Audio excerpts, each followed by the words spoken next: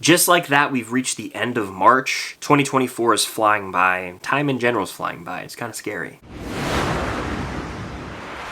What's going on, guys? I'm Chris and welcome back to another video. So today I'm doing a ranking of all the March 2024 new releases that I watched. I actually ended up seeing 8 movies and I was excited because I was like, I have enough to actually do one of these rankings at the end of the month. It's very rare that that happens for me. But before I rank these, be sure to hit that like button and comment down below your favorite March 2024 movie that you watched. Subscribe and hit that notification bell to help reach my goal of 150,000 subscribers here on the channel. It would mean a lot. And if you want to watch movies and TV shows with me, you can do so on my Patreon. Your support over there means the world. And I'm dropping commentary tracks over there now. I look forward to continue growing that community. Without further ado, let's dive into this tier list. Alright, so the tiers I have today are the best, really good, solid, meh, and the worst. And I'll put one film in the top tier and one film in the bottom tier, and the rest will sort of fill it out. And if you're wondering why Dune Part 2 is not on this list, while it is a March 2024 release, I actually watched the movie in February at an early screening, and if you want to hear my thoughts on that, I talked about it in my review, as well as my February movies I watched ranked tier list. But starting out, we've got Arthur the King. This is a pretty predictable movie. It's generic. It's no different really than any other dog movie you've seen.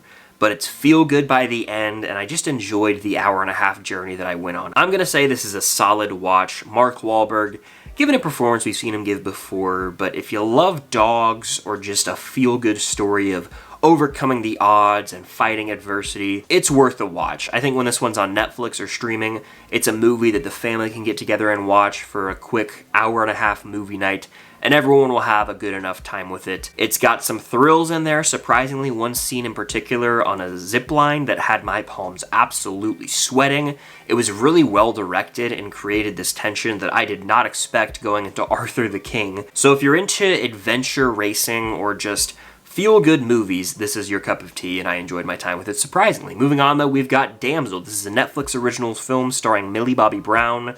And I don't want to say too much about the plot in case you haven't seen the trailer, but ultimately it turns into this survival thriller where Millie Bobby Brown is trying to survive against this dragon in this cave system underground.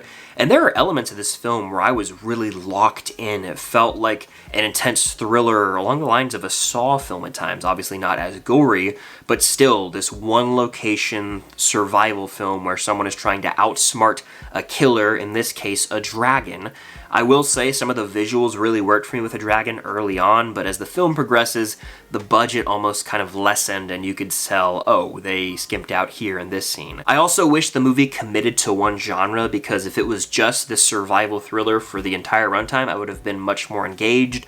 However, the first 20 minutes take their time setting up this backstory, which I appreciated, but near the third act, the movie becomes a bit more conventional and predictable. So Damsel was fine. In retrospect, I'll go meh.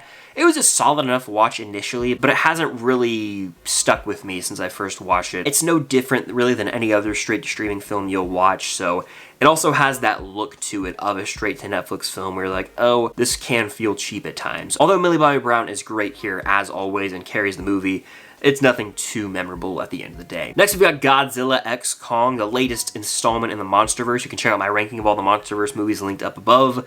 This movie is the worst movie that I watched in the month of March, so I'm going to go ahead and put it down there.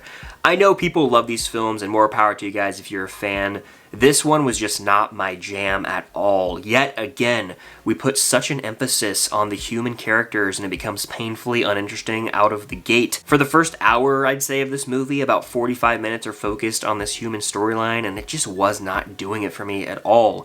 Godzilla's sidelined in this film, and Kong carries the weight here, but a lot of the times, I'm just wondering, are we gonna see any epic fights? And sure, you get that in the third act, but there's not a standout fight scene where I'm like, yes, sitting through this boring human plotline is totally worth it to watch these titans clash. It just didn't click for me. Visually, I feel like this franchise feels bland, and above all else, it lacks heart. This movie felt empty from the start, in my opinion, because it's just like, hey, let's have Godzilla and Kong fight any monster we can throw at the wall and try and make $1 billion. There's not a lot of heart here. Some of the earlier entries, like Kong Skull Island and Godzilla from 2014, had human characters that you could connect with and feel for. Like, the scale of these films has almost decreased in a sense because we're almost numb to seeing all these monsters on screen. There was a point in time where they were used to instill terror in the audience and be like, oh my gosh, I fear for the humans.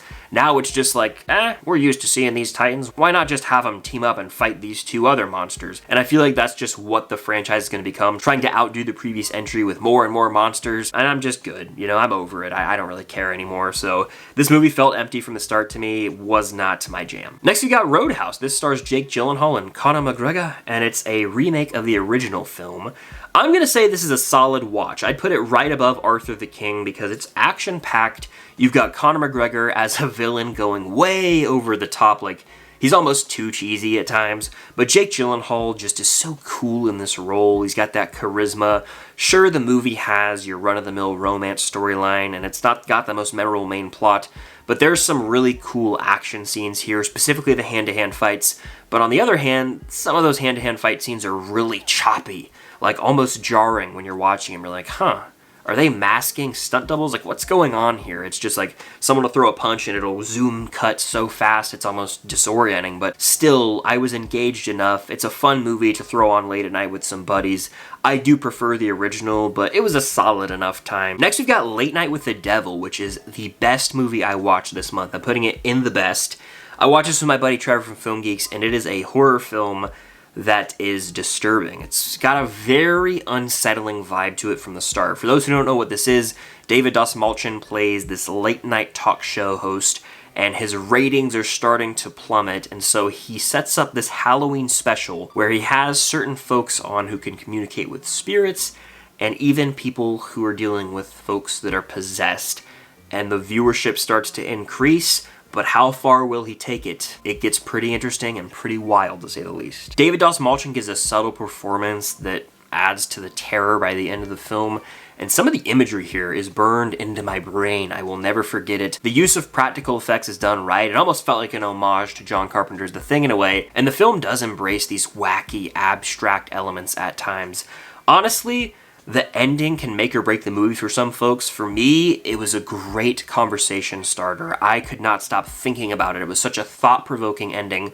And by the time I came to some sense of clarity with it, after sitting on it for about 15-20 minutes, I realized how clever this movie really was. It's an uneasy, unsettling watch with some disturbing ideas, but the way the film is shot like a late night show, it has that aesthetic that makes you feel like you're watching, Jimmy Kimmel or The Tonight Show. And so it flies by. It's an hour and a half. It feels like 45 minutes, and it's one of the better horror films I've seen in a while. Some moments are borderline deranged, and you just gotta check it out if you haven't seen it. I believe it's hitting Shudder soon, so you'll have the opportunity to watch it, but it's probably the best movie I've seen this year so far, to be honest with you. Next, we got Ghostbusters: Frozen Empire. Who you gonna call? Somehow, this movie has drawn in this really toxic conversation on social media. I had a blast with it. I'm going to put it in the really good tier. I go to a Ghostbusters film for the characters and for some busting of ghosts, and this movie provided both of those. There was a great continuation of McKenna Grace's Phoebe. She's like the lead character here, and she is a bit older now. There's a time jump from Afterlife to this movie, so we see her character dealing with these new struggles, being 15 years old. She feels alone in the world. She's just looking for a friend. I thought the film portrayed like that teenage angst really well. The Spengler family dynamic as a whole is explored further here as they're all trying to find their roles within the family. And there's some really exciting ghost busting. On top of that, the movie will make you laugh quite a bit. Kumail Nanjiani's added in. The OG cast has their laughs as always. And Finn Wolfhard even gets to show his comedic chops here a bit. So while the plot can be a bit predictable and follows a template in the third act that we've seen before in the Ghostbusters films, there's a lot of risks taken in the first two acts, and it feels fresh for the world of Ghostbusters. I enjoyed my time with this just because I love the characters so much and I had fun. I would say this is a really good watch in terms of the March 2024 films I saw. Moving on though, we've got Immaculate. This is a horror film I also saw with my buddy Trevor from Film Geeks. Go subscribe to him if you've not already. It stars Sydney Sweeney, and it is messed up. Visually speaking, there are some shots in this film that will make you queasy. If you're not comfortable with blood or gore, do not watch this movie. It's almost like gross out at times. I also believe that ending will be shocking to many. However, it's not like the most blow your mind, holy crap ending I've ever seen in a movie. It's just definitely going to be a talking point. This movie's an interesting watch to me. The opening scene is horrifying, and it really created this sense of terror and dread out the gate. But as you watch through the rest of the movie, it's almost like there's a bunch of tonal shifts. There'll be a scene where Sydney Sweeney and another nun are like cracking jokes, and it felt a little off-putting. And then the very next scene, Sydney Sweeney's character will be having this nightmare. It also is a bizarre plot. Like, if you are not comfortable with the exploration of like religious horror, I wouldn't check this one out because it's not for the faint of heart. There's a lot of disturbing imagery here, lots of blood, lots of gore, and at times it was almost overkill. I thought the premise was creative enough and unique to the point where I was like, you know what, I can respect the vision here, but it's definitely not a horror movie I see myself going back to maybe ever. It takes risks, that's for sure, but there are so many decisions where I'm like, man, I wish they would have gone this route, it would have been so much cooler. I don't want to spoil it, obviously, but I would say Immaculate goes at the top of meh for me. I can't say it's outright solid just because the more I sit with it, the less I'm really digging it. But that ending, if you have seen the movie, you know what I'm talking about? It's gonna be a talking point for sure. And the last movie I watched in the month of March was Kung Fu Panda 4. What a disappointment this movie was. I watched all the Kung Fu Panda films leading up to it. 1 and 2 were rewatches. The third was a first time watch. I think the third's solid. The first 2 are great. This one is meh. It's lacking the family dynamic of the other films. We don't really have much of the Furious 5 here at all, and it almost feels like a dumbed down version of Kung Fu Panda that doesn't explore some of the deeper themes that the previous 3 films did. It's got bottom of the barrel humor that doesn't really land for me, and it feels the most catered to the youngest audience, whereas the other films, there's elements that you can enjoy as an adult or a kid. I just wasn't really having a good time with this one. I think it lacks in the comedy department.